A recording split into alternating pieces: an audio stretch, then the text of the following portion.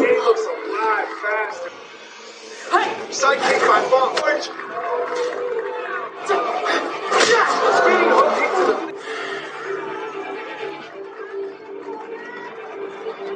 Reform having a really hard time finding...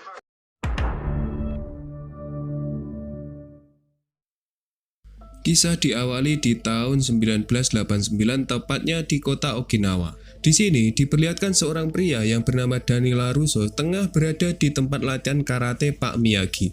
Di dojo itu, Pak Miyagi menjelaskan tentang silsilah dari leluhurnya yang telah membawa seni karate Miyagi-Do ke tempat itu. Di sini, Pak Miyagi juga menceritakan bahwa leluhurnya dahulu adalah seorang nelayan. Namun suatu ketika terjadi sebuah badai yang membuat perahu yang ditumpangi leluhurnya terbawa arus sampai ke daratan Cina. Di sana, dia diterima oleh keluarga Han. Tidak hanya memberikan tempat tinggal, ia bahkan diajari seni bela diri kungfu. Saat kembali ke daerah Okinawa, akhirnya Miyagi-Do karate pun lahir.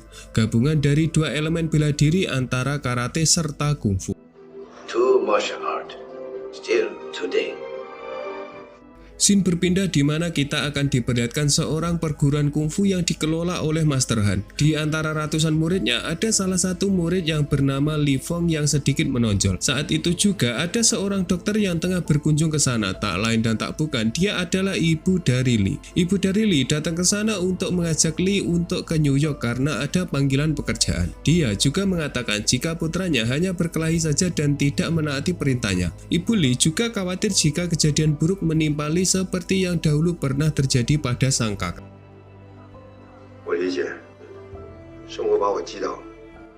我知道小李对你多重，这个是送给你的。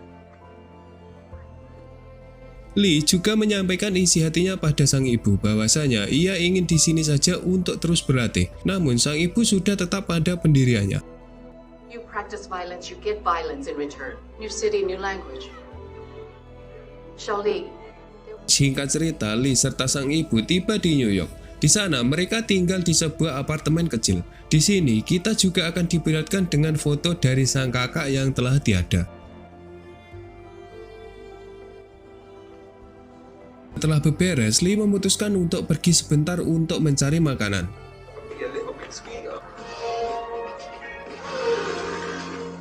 Setelah menyusuri beberapa blok di kota itu, Li sampai di sebuah kedai pizza. Di sini, dia memesan beberapa makanan yang terlihat asing bagi si penjual. Alhasil, Li pun menjadi bahan ledekan dari bapak-bapak kedai tersebut. Namun untungnya, Li dibantu oleh anak dari bapak penjual tersebut. Anak itu bernama Mia. Karena yang Li inginkan tak ada, alhasil dia memesan sebuah pizza dengan topping pepperoni. Dan Mia juga mengucapkan selamat datang di kota New York pada Li. Place nearby that's open, preferably one where... Yeah, there's a bodega around the corner. 18 hours from Beijing. For the order? Yeah. What? Welcome to New York, Li Fong. Esok harinya mereka sama-sama pergi ke aktivitas masing-masing. Di sini Li pergi ke sekolah, sedangkan ibu mulai hari pertama bekerja di kota barunya. Di hari pertama itu, Li masih asing dengan lingkungan yang berada di sana. Dia juga masih belum mendapat teman yang sefrekuensi.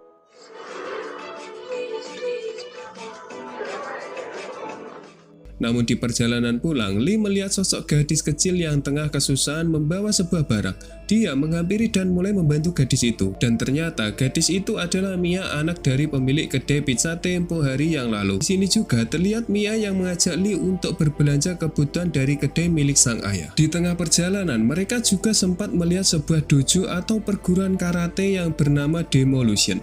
Di sini mereka juga sempat diganggu oleh sang pemilik dojo yang bernama Oshi. Faktanya, ternyata ayah dari Mia memiliki sejumlah hutang dari pemilik dojo itu. Mia juga menyuruh Li untuk menghindari orang-orang di dojo itu, terlebih lagi pria yang bernama Connor.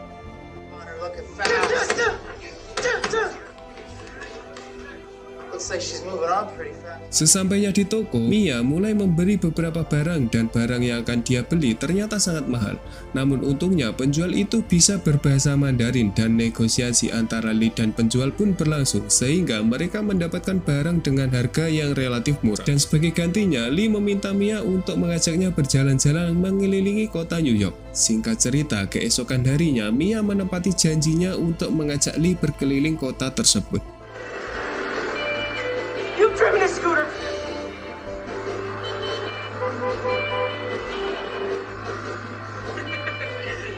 Akan tetapi, perjalanan mereka terhenti karena sepeda motor milik Mia mengalami trouble. Paksa mereka berdua melanjutkan perjalanan menggunakan kereta yang celakanya Connor serta kawannya berada di kereta yang sama juga. I'm shocked, actually. Yeah. What a pleasant surprise. What? Engine died. Hey, beautiful.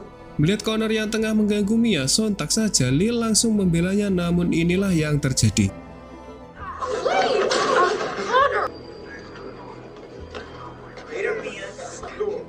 Merasa bersalah karena kejadian itu, Mia membawa Lee ke restonya di mana Victor mencoba menyamarkan luka di mata Lee agar tak ketahuan oleh sang ibu.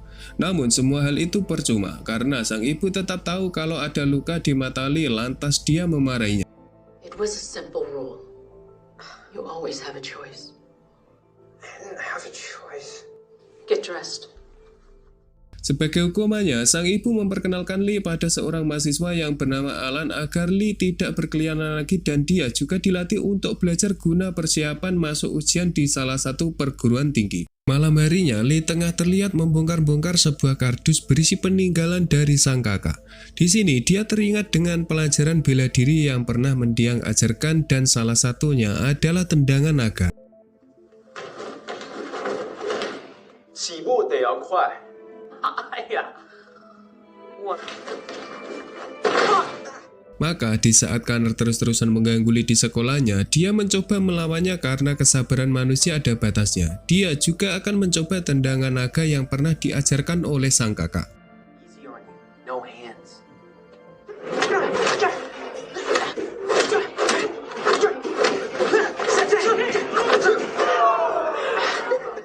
Is that all you got, Beijing? Namun, semua usaha Lee sia-sia karena Connor sangat lincah dalam mengolah ilmu karate yang dia miliki. Malam harinya, di saat Lee Fong merenungi kekalahannya, tanpa sengaja dia melihat motor Mia yang tergeletak di sana.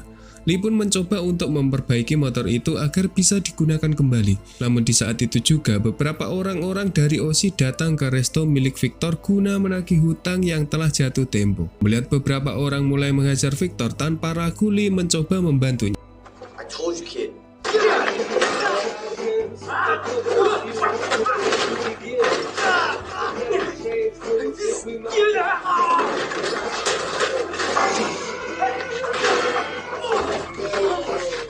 Setelah kejadian itu, Victor dibuat kagum dengan kepiawaian Lee dalam ilmu bela diri. Dia juga teringat akan masa mudanya yang dimana Victor adalah seorang juara tinju lokal yang sudah pensiun tepatnya di saat Mia telah dilahirkan. City at one point, Lee. Wow. Never happened.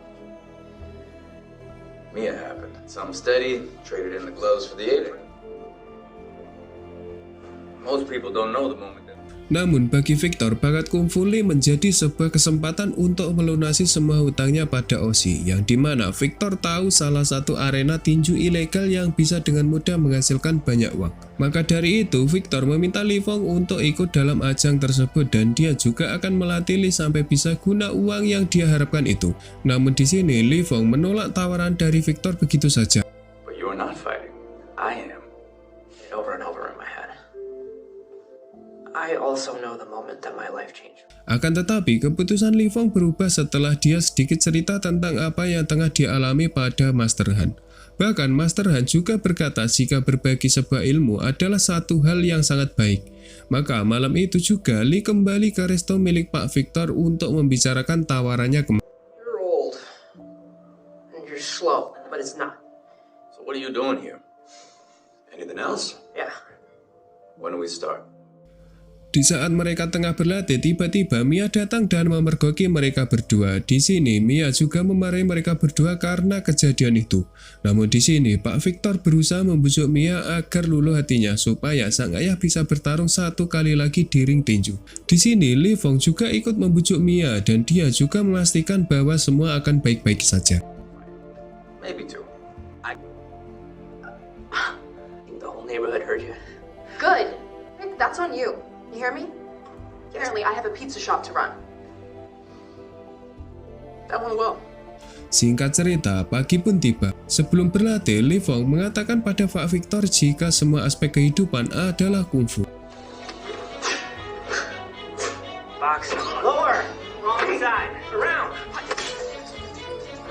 CPR. Teaches control over the mind. Lee melihat sang ibu tengah tertidur lelap di ruang tamu. Setelahnya, dia mulai mengenang mendiang dari sang kakak yang membuat Lee merasa bersalah karenanya. Dia lantas melepas emosinya dengan berlatih. Melihat tersebut, Victor bertanya-tanya tentang apa masalah yang tengah Lee hadapi. Always beat the shit out of yourself in the middle of the night? Old Chinese tradition. When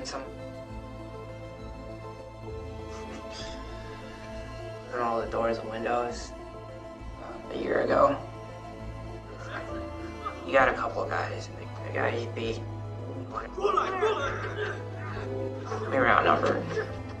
Setelah panjang lebar bercerita pada Victor, di sini baru terungkap jika kakak Lee sendirilah yang telah membawa Lee pada dunia kungfu dan kakaknya yang telah mengenalkan pada sosok master yang bernama Master Han. Hingga satu malam, ada beberapa pria menghadang kakak Lee dan mulai mengajarnya. Ternyata beberapa pria ini adalah golongan orang yang tak terima dengan kekalahan dalam sebuah turnamen. Dikarenakan kalah jumlah, akhirnya Lee dan sang kakak mulai tergesa. Bahkan ketika ada seorang pria yang mengeluarkan sebuah pisau dan akan membunuh sang kakak, Lee hanya terdiam dan tak bisa berbuat apa-apa lagi.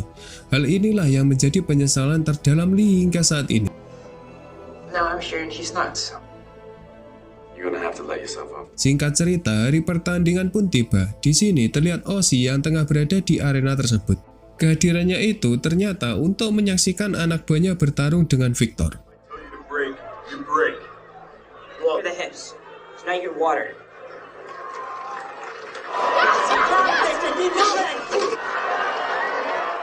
Di sini Victor sempat mendominasi pertandingan tersebut. Namun di sini terlihat Ozzy sangat panik dengan pertandingan itu. Ditambah lagi dia mengeluarkan taruhan yang cukup banyak untuk anak buahnya tersebut.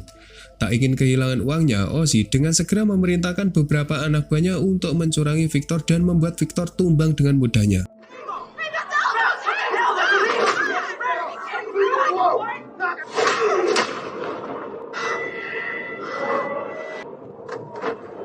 Victor yang menerima benturannya cukup keras di area kepala langsung dilarikan ke rumah sakit. Di sini terlihat Lee Fong yang tak bisa berbuat banyak untuk Mia dikarenakan trauma yang cukup hebat yang dahulu ia terima.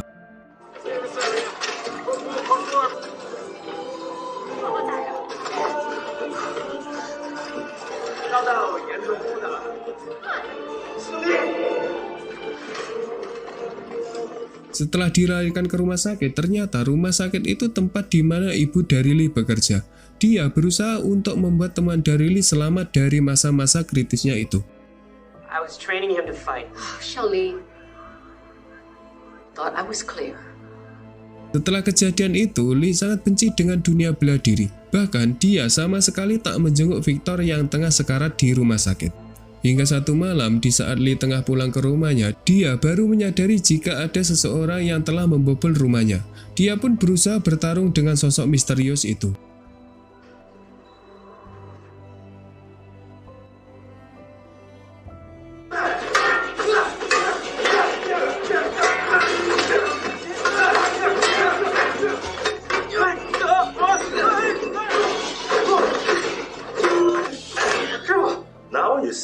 Ternyata orang itu adalah Master Han.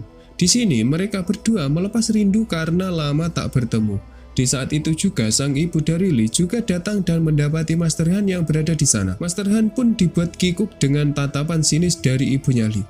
Dia hanya bisa terdiam dan menikmati semangkuk nasi yang dia pegang.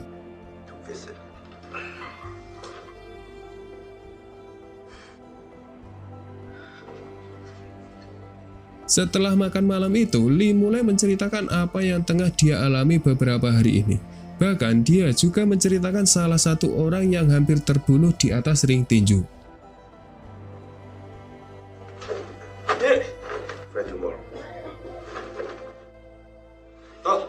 Pagi pun tiba. Di sini Master Han mengajak menjenguk Victor ke rumah sakit. Kedatangan Lee tak disambut baik oleh Mia. Sekalipun Victor sama sekali tak menyalahkan Lee atas tragedi itu, di sini Master Han juga berkata jika masalah temannya adalah masalahnya juga. We will find a way to help. Chinese say, Di sini, Master Han ternyata mengetahui jika Lee ingin masuk dalam turnamen itu guna membalas dendam Pak Victor pada Ozzy. Sekaligus juga urusannya pada Connor. Di sini, Master Han berencana akan mengikut sertakan Lee dalam turnamen itu dan menyuruh Lee untuk berlatih selama 10 hari sebelum turnamen dilangsungkan. Setelahnya, Lee menemui Alan untuk meminta bantuan mencari tempat berlatih. Setelah beberapa saat mereka menyusuri beberapa tempat, akhirnya mereka berdua menemukan sebuah tempat yang tampak sepi dari hiruk-pikuk orang, dan di tempat inilah Lee akan berlatih selama 10 hari itu. Welcome to your new gym. Yes.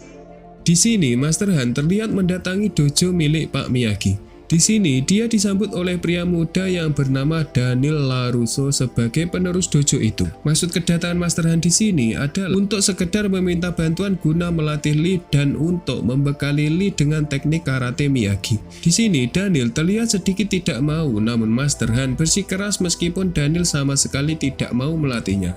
Want Lee to learn Miyagi karate to Sensei Miyagi. Lee means to me. Mr. Han, I wish I could help you.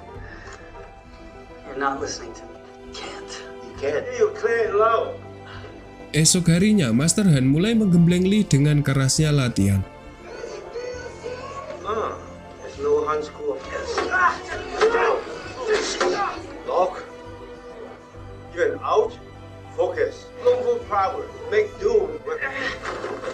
Let's toss. Beberapa saat kemudian, Daniel datang menyusul ke tempat mereka berdua latihan. Di sini, Daniel mengatakan jika waktu latihannya hanya 1 minggu tidaklah cukup. Akan tetapi, Master Han mulai meyakinkan Daniel dengan memperlihatkan sedikit kemampuan dari Lee Fong. Good. Setelah melihat kepiawaian Lee dalam seni bela diri, Daniel langsung mengatakan jika waktu 1 minggu lebih dari cukup untuk melatih Lee yang sangat mahir dalam bela diri itu. Nice. Front and one. Just take it easy on him. I said simple. You asked me to teach you. Di saat istirahat latihan, Lee menceritakan sedikit ganjalan dalam hatinya yang dimana hubungannya dengan Mia agak kurang baik. Setelah itu, Alan mencoba membantu Lee dengan memesan beberapa pizza agar dia antarkan ke tempat latihan itu. Di momen tersebut, Lee mencoba meminta maaf dan dia mulai menjelaskan semuanya termasuk rasa traumanya. Lihat apa yang tengah Lee hadapi cukup berat, akhirnya Mia mulai memaafkan Lee atas semua yang telah terjadi. Do this, Lee. You don't have pretty cool for everyone, right? I'm doing this for me. I'm falling in love with Alan. Tak lama setelah itu, babak eliminasi turnamen 5 wilayah pun digelar. Di babak awal itu, terlihat Lee serta Connor mulai menghabisi satu persatu lawannya. Hingga pada satu babak, Connor tak senang melihat Lee menghajar salah satu teman sesama dojonya.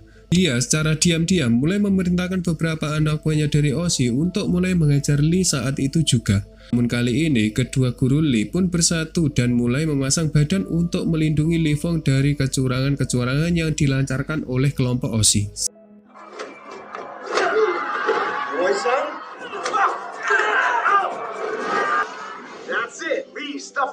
Waktu libur turnamen, Lee kembali melanjutkan latihannya. Di sini, Daniel merencanakan sesuatu untuk mengalahkan Connor. Mereka akan melancarkan sebuah jebakan untuk mengalahkan Connor. Daniel juga berencana untuk menggunakan tendangan naga untuk memancing Connor bergerak. Namun, Daniel juga mengatakan pada Lee jika dia juga harus melatih sapuan yang sangat rendah guna menumbangkan Connor di area turnamen. Setelahnya, mereka berdua mengajak Lee untuk berlatih sapuan bawah. Meski berkali-kali terlihat gagal, namun pada akhirnya Lee berhasil menguasainya. This is our tiger trap. Mister, you want me to drop? Hey, you okay? 1 hari sebelum pertandingan final dimulai, Daniel menyerahkan sebuah barang peninggalan dari sang leluhur Miyagi, yang dimana barang itu adalah ikat kepala dari kelompok dojo Miyagi. It represents the history between the two. Thank you.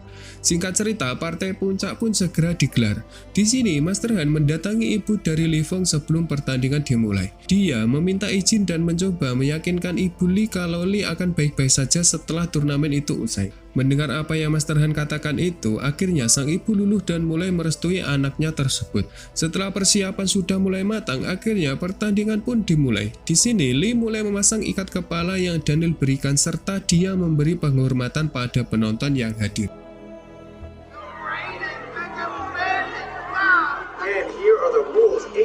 or KO. 8 poin adalah kemenangan pertandingan kali ini. Di sini terlihat Lee sempat tertinggal jauh dengan poin yang diperoleh Conor. Namun di sini Lee terus berjuang untuk menyeimbangkan poin dengan terus berusaha menumbangkan Conor. Poin mereka berdua cukup imbang hingga satu ketika mereka hanya butuh 1 poin untuk menjadi sang pemenang. Di sini Lee teringat dengan kematian sang kakak yang menyebabkan dia tersapu oleh tendangan dari Conor. Lee juga berusaha melawan balik rasa traumanya itu.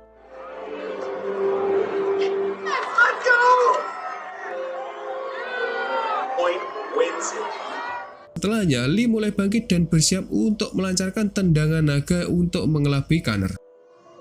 Let's go, Conor!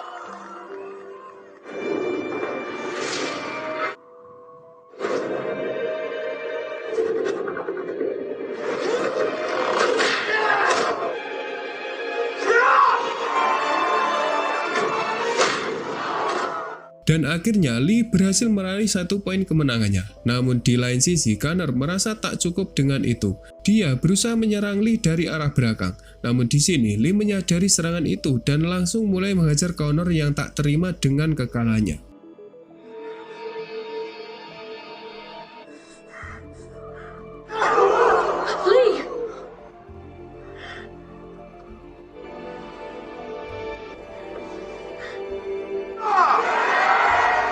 Scene berpindah di mana kita akan diberatkan dengan resto milik Pak Victor yang mulai ramai oleh para pengunjung. Dia melakukan trik-trik licik dengan menjual nama sang pemenang turnamen karate itu. This delivery is going where? Di sana juga terlihat salah satu seorang pria yang pernah menjadi rival Daniel. Pria itu bernama Johnny Lauren. Dia juga mengatakan jika dia ingin membuka sebuah kedai kecil dengan nama Miyagi-Do. Dan film pun selesai. Miyagi-Do, but Do like Miyagi-Do. To Mr. Miyagi. Mr. Miyagi, olives on, olives off. Our idea, LaRusso.